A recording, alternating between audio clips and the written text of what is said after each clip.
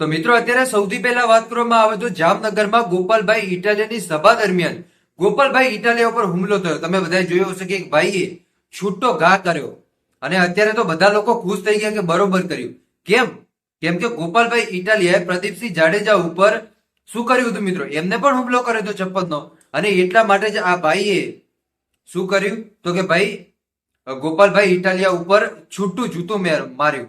છૂટો મિત્રો જે આવે ને બૂટ, એ છૂટું બૂટ માર્યું. અને ત્યારબાદ ગોપાલભાઈ ઇટાલિયાનું આજે ટ્વીટ સામે આવ્યું, જેમાં ગોપાલભાઈ ઇટાલિયાએ એમ કીધું કે મારે કોઈ ઉપર ફરિયાદ દાખલ નથી કરવી અને જે લોકોએ પણ મારી ઉપર આ બૂટ ફેંક્યું છે એ લોકોને હું માફ કરી નાખું છું. કેમ એમ કીધું ગોપાલભાઈ ઇટાલિયા? કેમ કે ગોપાલભાઈ ઇટાલિયા પણ એક સમય સામેવાળા વ્યક્તિ ઉપર જૂતું માર્યું હતું ભાઈ.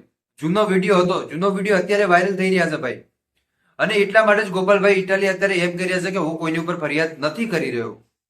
જો કે આ પણ એક સારી વાત કહેવાય, ધારાસભ્યની રીતે બહુ સારું કામ કર્યું હોય એમને, કેમ કે એ પણ ફરિયાદ નથી કરી રહ્યા. પણ સામેવાળા જે વ્યક્તિએ જૂતું માર્યું હતું એ પણ હવે એમ કહી રહ્યું છે કે મારાથી ભૂલ થઈ ગઈ, પરંતુ મારાથી નતું રહેવાનું. ગોપાલભાઈ ઇટાલિયાએ અમારા માણસ ઉપર હુમલો કર્યો હતો ને એટલા માટે જ અમે ગોપાલભાઈ ઇટાલિયા ઉપર હુમલો કર્યો છે.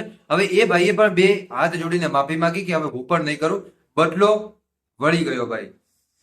તમે વિચારો, આજકાલ લોકો બદલો લેશે ભાઈ, એટલે સંભાળી વિચારીને કામ કરવું ભાઈ. આજકાલની દુનિયામાં બહુ લોકો બદલો લેતા હોય.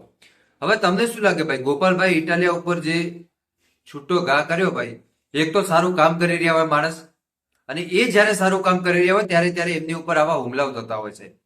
અને જ્યારે આવા હુમલાઓ થતા હોય ત્યારે સ્વાભાવિક રીતે વિચારો સામેવાળા વ્યક્તિ ઉપર શું વીતતી હશે ભાઈ, કે આપણે આટલું ગુજરાતમાં સારું કામ કરીએ, આટલું બધું સારું કામ કરીએ ને છતાંય લોકો ચપ્પલો મારવા દો સાહેબ.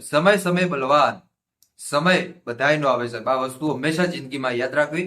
બસ આજ માટે આપણે આટલું રાખીએ. મળીશું આપણે નવા વિડીયોમાં નવા ટોપિક સાથે.